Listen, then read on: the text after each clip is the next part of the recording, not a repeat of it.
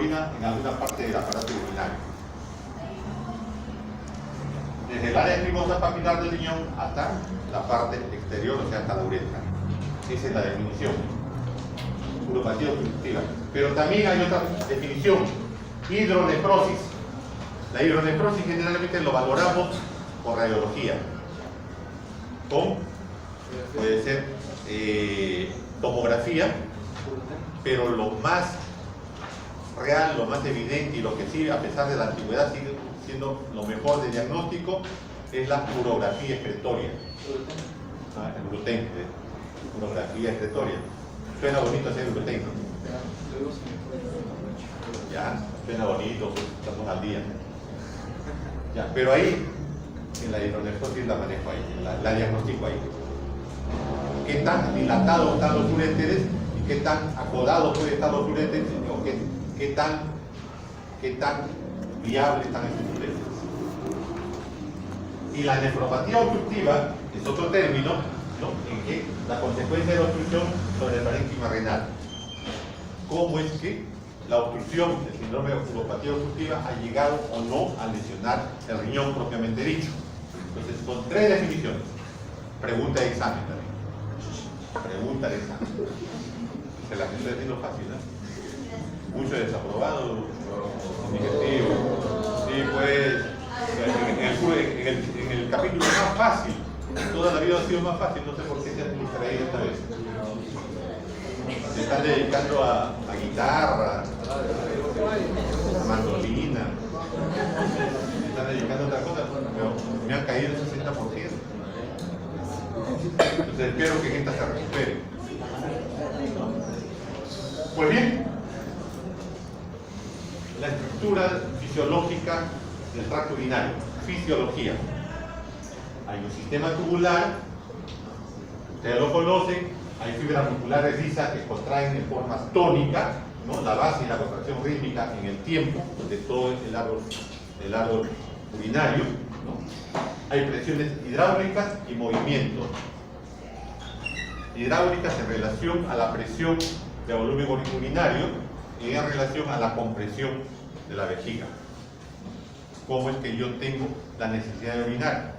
Tiene sus elementos hidromecánicos y sus elementos neurológicos para llegar al cerebro y mandar la señal que yo quiero orinar.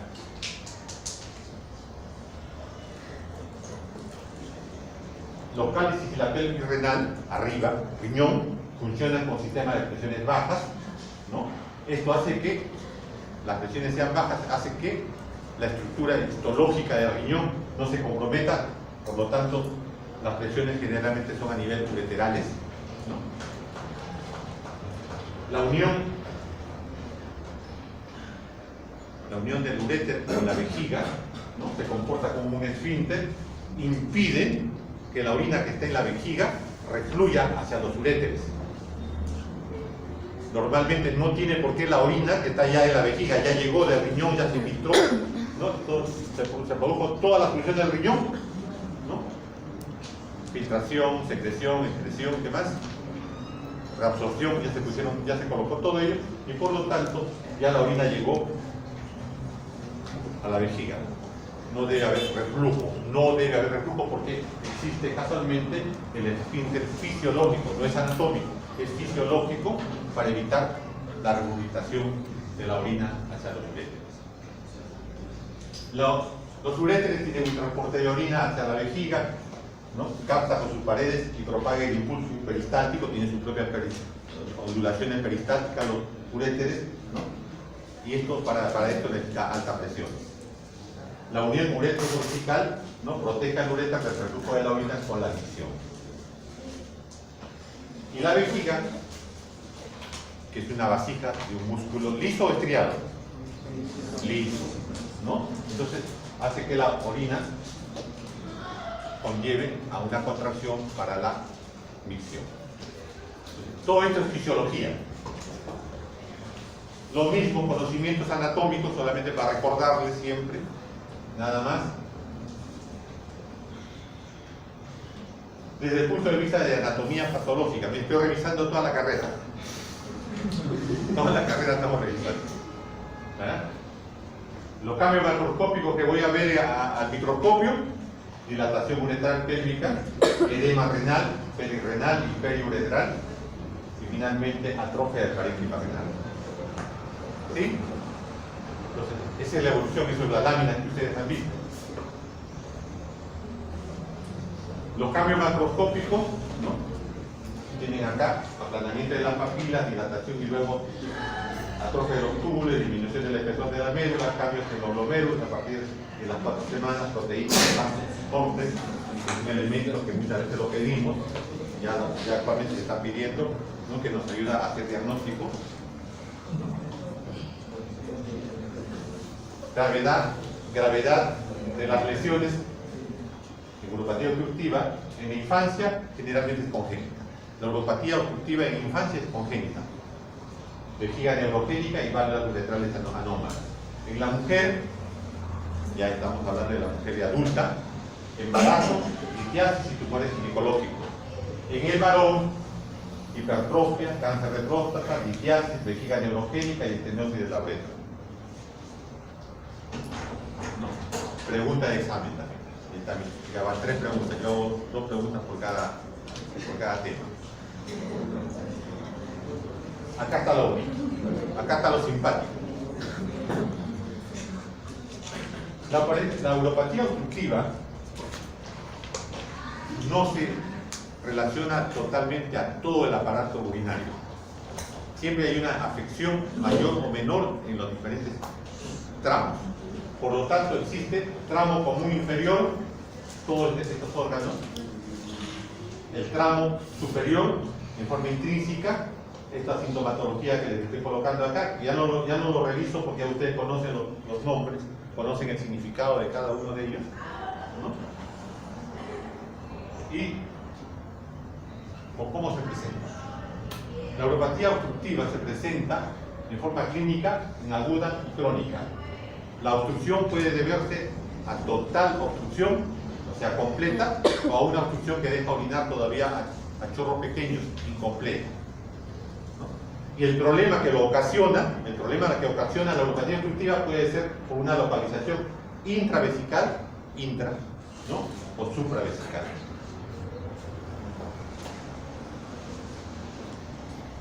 Tres fases. Creo que este tema no lo había puesto a los años anteriores, así que los que han venido no le entreguen, no le den, pues, que se fastidien ellos. Tres fases en la aguda. En la primera fase, en los 90 primeros minutos, hay aumento del flujo sanguíneo renal. ¿Cuánto es el flujo sanguíneo renal? En un paciente de 1.73 metros cuadrados de superficie, ¿cuánto es? ¿Cuánto ofrece la arteria renal al riñón? Promedio 650, ¿no? 650. Me pueden dar más o menos, no nos peleemos. ¿Y cuánto recibe? ¿Cuánto filtra el riñón? Sí, ¿no es cierto? De 125 a 180. O sea, el resto lo regresa al torrente sanguíneo, ¿no? Lo regresa al espacio vascular. Pues bien, en este caso hay un aumento del flujo sanguíneo renal, aumenta la presión ureteral, 50-70 milímetros de mercurio es lo normal. La segunda fase, que sucede después de 5 horas, entre 90 segundos a 5 horas, hay disminución del flujo sanguíneo renal, hay disminución de la presión de filtración glomerular, ¿no? Y la presión ureteral sigue aumentando. En la tercera fase, ya después de las 5 horas, el paciente ya llega a emergencia quizás, disminuye el flujo sanguíneo renal, disminuye la presión ureteral, hay una vasoconstricción preglomerular elevada, la presión sanguínea comienza a afectarse, ¿no? El sistema renina-angiotensina comienza a activarse, sube la presión arterial sistémica, ¿no? Hay dilatación y se disminuye la presión interperiódica y la intercanalicular. Hay un retorno fisiológico de líquidos del flujo retrógrado, o sea, vuelve nuevamente a las vías sanguíneas. Puede haber posteriormente una rotura del borde canicial. Esto es lo último que puede suceder, pero hay otros elementos que vale la pena revisar. Esa es la fase aguda en la que el paciente llega a la emergencia con un problema de un globo vesical, con un problema de obstrucción, varón o mujer, más frecuente varón, ¿no? Y tenemos que colocarle la sonda uretral, disculpen, la sonda uretral para evacuar la orina. Estos pacientes pasan a la cronicidad, esa fase aguda, severa que apenas aparece, que les cuento, no es muy frecuente verlo. Lo más frecuente es la parte crónica. La capacidad de concentración, ¿no?, es lo que aparece como un periodo de trastorno. Hay deterioro de la función de la rama gruesa ascendente del asa de Henle, ¿no? Ya estamos entrando ¿a qué? A una insuficiencia renal crónica, ¿no? Hay pérdida de la capacidad de la acidificación, excreción de la amoníaco y la acidez testiculable aumenta. Ya estamos entrando, ya no estamos hablando de insuficiencia renal crónica. Hay absorción del bicarbonato, se produce una alcalosis compensatoria, ¿no es cierto? La alcalosis compensatoria.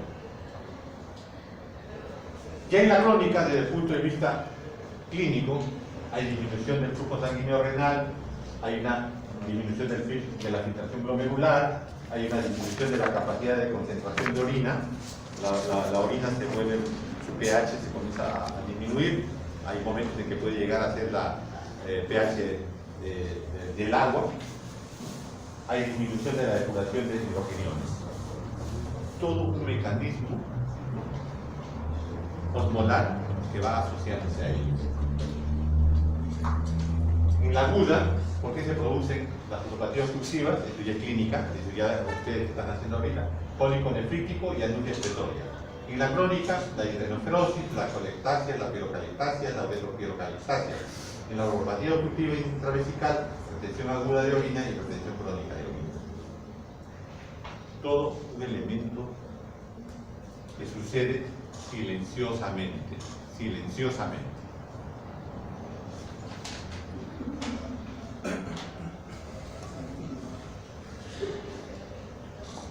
Miren ustedes, hay una dilatación de la pelvis renal que protege la función renal, no se nota todavía la cosa, aumenta la repercusión cuando más cercana se produce el riñón y se produce por encima de la vejiga porque estas ya no amortiguan adecuadamente la presión.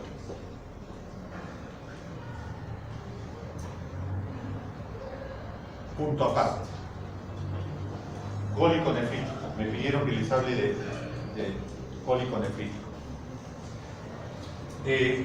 ¿Por qué se produce el cólico nefrítico? ¿No? Porque hay una distensión retrógrada aguda del sistema calicial, o sea, de los uréteres, desde la pelvis renal hasta los uréteres, ¿no? En este sentido, se produce un aumento de presión dentro del uréter y quizás en la piedra calicial del riñón. Causa del cólico nefrítico, el cálculo, la litiasis, básicamente, ¿no? Acá está, la causa más frecuente es la litiasis. La clínica del cólico nefrítico, dolor unilateral, generalmente del ángulo costo lumbar, del lado donde se produce el cálculo, derecho o izquierdo, ¿no? Sintomatología refleja, el paciente, además de tener dolor en la zona lumbar, costo lumbar, tiene náusea, vómitos, la zona se produce un ingreso de aire, un timpanismo abdominal, y lo más frecuente, lo que confirma el diagnóstico, lo que confirma el diagnóstico de cólico nefrítico es la hematuria. La hematuria puede ser macroscópica, o sea, yo observo como un lavado de carne, o puede ser microscópica. Tengo que pedir un examen de orina microscópico. Es lo que confirma este cólico. Generalmente se presenta solo, no se asocia a infecciones. Hay algunos colegas que dan inmediatamente, además de los analgésicos y antiespasmódicos, dan antibióticos. No es necesario. Puede simular cólico nefrítico estas cirugías de urgencia o estas enfermedades de emergencia: apendicitis, coliflectiasis, las anexitis. En la mujer, las anexitis, patología anexial, embarazo ectópico. En la mujer es más fregado hacer un diagnóstico de fosa ilíaca derecha. En el varón, dos elementos básicos, en la mujer hay como 5. Hay que tener mayor cuidado con ella cuando estamos en síndrome de Fosiliaca derecha. Esto lo van a manejar en cirugía ustedes. El cólico nefrítico, diagnóstico clínico, de acuerdo a lo que estamos conversando, una exploración física, puntos renal-laterales, puño percusión lumbar, examen de la orina, ¿no? Y pruebas complementarias, las que dicen acá. Yo me quedaría solamente con una urografía intravenosa. A veces la ecografía, salvo que el cálculo sea grande, no se ve. La tomografía axial computarizada, ¿cómo es? El Urotec, ¿te gusta el Urotec al doctor? Cuesta. Ya, pues ahí no tengo pierde. Ya, ahí no tengo pierde, pero pierdo ese sabor de clínica que les enseñamos. De que hagamos el diagnóstico clínico. ¿No? Por eso que la gran mayoría de ustedes que quieren ser clínicos se van a los hospitales de MINSA, ¿no? Los de Mayo, el Fortunán, el Loaiza, los que quieren hacer laboratorios, tener todos los elementos de costo, se van a salud. Los dos se complementan. Hay que migrar por todo, ¿ya? Hay que darnos la vuelta por todos. Y si quieren descansar, se van a los militares. Se van a militar y sacan buena nota encima. 18, 19. Pues no se los pongo, no se los pongo. Que vengan a reclamarme a ver. Pruebas analíticas, todos estos elementos, un sedimento urinario, pues es lo mínimo que se debe pedir en este momento, ¿no? Un hemograma, una bioquímica, buscando no para diagnosticar el cólico nefrítico, sino para buscar las causas que pudieran haber ocasionado este problema. Si yo aíslo el cálculo de la orina, yo tengo la paciencia de ponerle una gasa en un embudo para que orine el paciente que ya está con este problema y aíslo la piedrecilla y lo llevo a patología y veo si es fósforo, si es calcio, el tratamiento coadyuvante está hecho. El tratamiento coadyuvante, o sea, la dieta. ¿No? La dieta. ¿Ya? Acá tienen una urografía extensoria, miren este canturito. Se nota. Aparte que tiene su osteoporosis, ¿no? Está con vidrio ya esto, ¿no? Una osteoporosis. Además que tiene una escoliosis, o sea, el diagnóstico está ahí, no solamente del cálculo, ya el médico tiene que hacer diagnóstico de todo. Y lógicamente lo va citando al paciente para poder valorar todos los problemas, ¿no? La ecografía de ese mismo paciente, ¿no? Solamente nos valora acá este nivel del cálculo y acá el otro cálculo.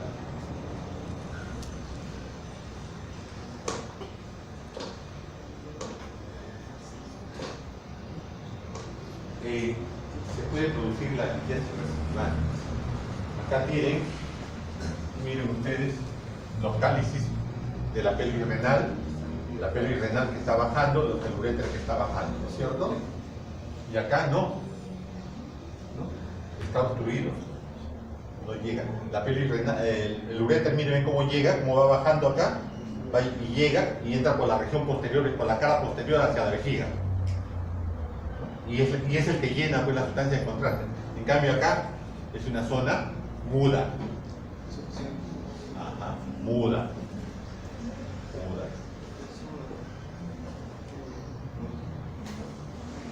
Anuria excretoria, solamente para decirles que el hecho de que un paciente no orine 0.0 es obstrucción. Porque hasta la insuficiencia renal aguda el margen es 200 centímetros cúbicos, o sea, una oliguria, una anuria oliguria, ¿no? Un vaso de cerveza en 24 horas, casi nada, pues, ¿no? Casi nada.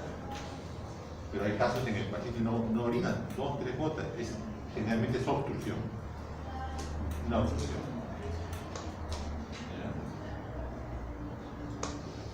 ¿Ya? Litiasis, la litiasis, el problema iatroquémico de haber ocasionado algún problema, ¿no? El cólico nefrítico puede asociarse con disminución de la diuresis, o sea, una oliguria, ¿no? Y puede llegar el cólico nefrítico a producir una insuficiencia renal aguda. Y todo el mecanismo que ustedes conocen de la insuficiencia renal aguda por renal. Acuérdense que la insuficiencia renal aguda tiene sus complicaciones prerrenal, renal y porrenal. Los dos primeros te llevan a ¿qué cosa? A necrosis tubular aguda, ¿no es cierto? Y en cambio, la uropatía obstructiva hace que el riñón se mantenga intacto en sus primeros momentos. Y lo que se va aumentando las presiones es de abajo hacia arriba. Y va a la inversa lesionando los elementos anatómicos. Y también llega pues al glomérulo, ¿no? Y fastidia. Hidronefrosis, ya le dije ya, es solamente repetir la definición, ¿no? La hidronefrosis, ¿no? La hidronefrosis puede producir daño renal, ¿no? Y destrucción del riñón en forma progresiva. El hecho de diagnosticar hidronefrosis casualmente, sé que esto me va a llevar a un daño renal y una destrucción renal en el tiempo. Y voy a verificar porque hay elevación de la presión uretral genital, descenso plasmático, leucemia, isquemia, atrofia y necrosis, infiltración parenquimal, hay unas células T y unos macrófagos que aparecen, ¿no? Y todo esto debido a ¿qué? A una infección. Acuérdense que en este hecho de la uropatía obstructiva las infecciones están asociadas. La hidronefrosis, ¿no? Produce dolor, ¿no? Pero este dolor no es tan intenso como el cólico nefrítico, pero sí es un dolor, ¿no? Que existe, ¿no?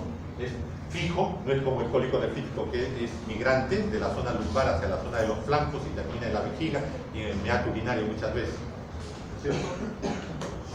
Puede aparecer hematuria, igual que en el cólico nefrítico, en la que puede haber hematuria, ¿no? Puede haber fiebre, ¿no? Y todo lo demás. Cuando la hidronefrosis es bilateral, conlleva a un problema de insuficiencia renal crónica. Cuando es bilateral. Cuando es unilateral no, pues, ¿no? Un riñón puede funcionar. Además sabemos que el riñón funciona más o menos al 30-20%.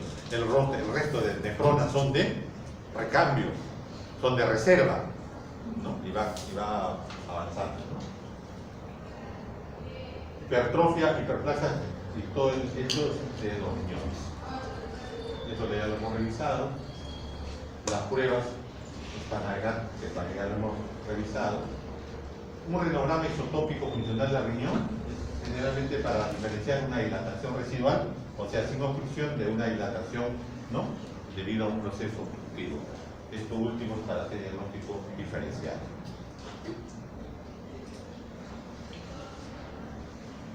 Se hizo algunos estudios, pero no se pueden hacer en seres humanos, se han hecho en perros. ¿Y qué ha sucedido? Si yo le clampo la uretra al perro, o los dos uréteres, y por lo tanto le produjo una obstrucción, si yo solamente se lo tengo 2 semanas y le saco, le desclampo, el perro recupera su función completa. Si yo le clampo 3 semanas, el flujo renal solamente es recuperable en el 46%. Si yo le clampo 4 semanas, la recuperación es 35%. En el perro, no en el ser humano. 6 semanas, con 6 semanas de clampado, ese riñón ya no existe. Entonces imagínense cómo la uropatía obstructiva, al producir hidronefrosis y producir todo lo que estamos contando, cómo puede ir deteriorando y lesionando los riñones. Y cómo es que podemos llegar a una insuficiencia renal 1, 2, 3, 4 y finalmente diálisis. ¿No? Acá le cuento, en humanos la mejor capacidad de recuperación se ha descrito recuperación tras 69 días de obstrucción completa. 69 días. No que se haya camplado, sino la enfermedad le ha producido eso, ¿no? Tracto urinario bajo, la uropatía de tracto urinario bajo, en el hombre, en la mujer, que ya lo hemos revisado también ya anteriormente, ¿no? En el niño, todos estos que son de origen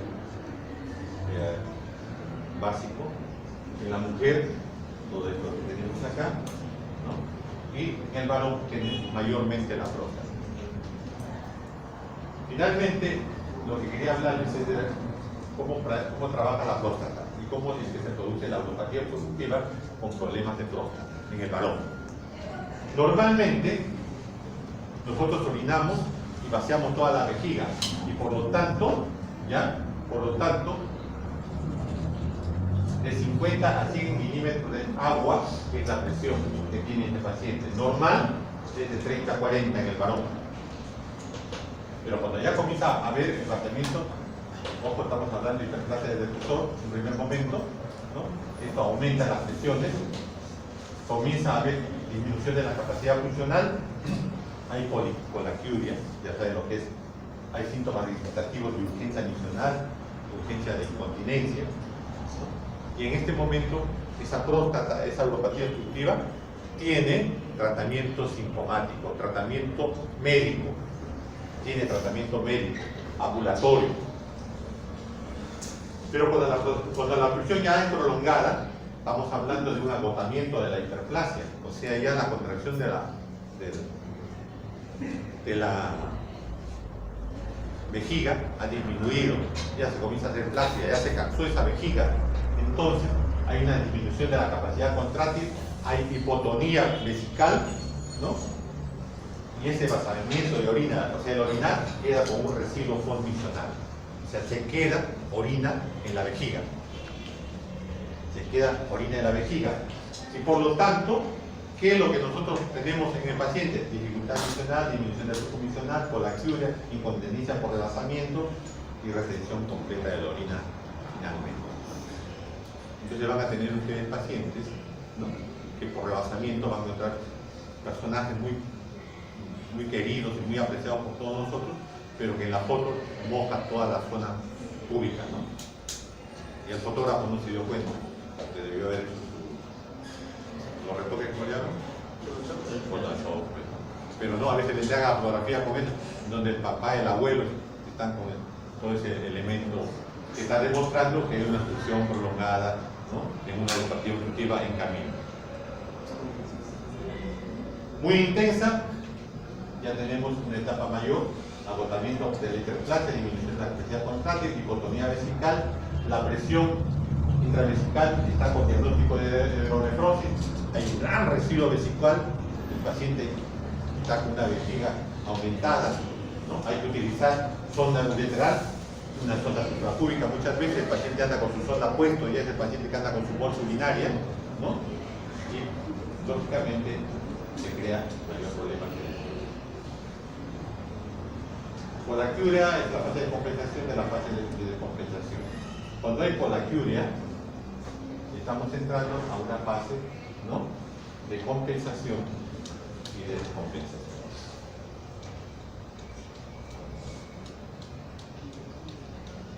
Esto es parte bioquímica, ¿no?, incremento de la excreción de sodio, potasio, magnesio y calcio, ¿no?, alteraciones hidroelectrolíticas, ¿no?, y todos los elementos que ustedes manejan. Por lo tanto, el manejo inicial es la sonda vesical suprapúbica, una nefrostomía bilateral, trasplante renal. ¿Por qué? Porque ya estamos en una insuficiencia renal crónica terminal. Entonces la uropatía obstructiva puede llevar a una insuficiencia renal crónica terminal.